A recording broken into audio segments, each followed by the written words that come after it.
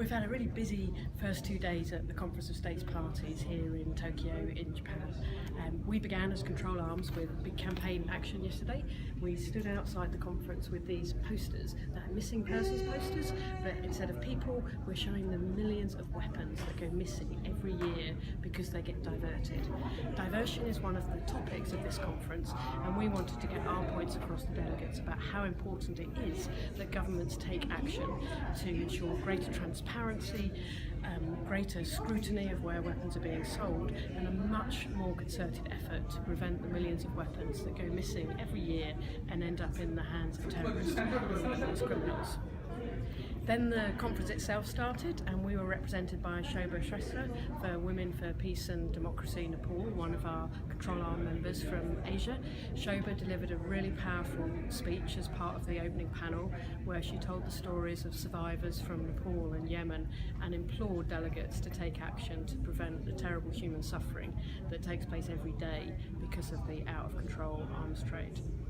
The conference began formally then with a general debate where we saw governments from across the world lay out their expectations for the conference. We've had some positive updates, with Brazil announced that they had very recently ratified the ATT in the last few days. Botswana have announced that they will ratify it imminently, and other countries also updated on their progress, with even China taking the floor to say that they were observing the CSP. They're not a states party, but they said they're interested in the treaty and that they're here to observe what's going on. The second day of the conference has been a focus on implementation.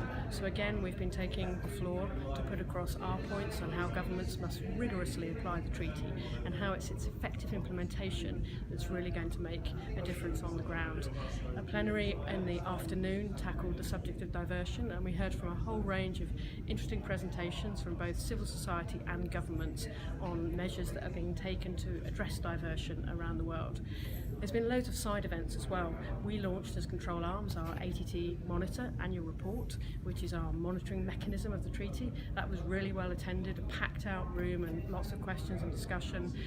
There have been other topics too, tackling all sorts of issues from universalisation of the treaty, specific regional workshops that have been taking place in the Pacific and elsewhere, and then looking at diversion, again a really central theme of the conference. We've been busy as well on social media and traditional media.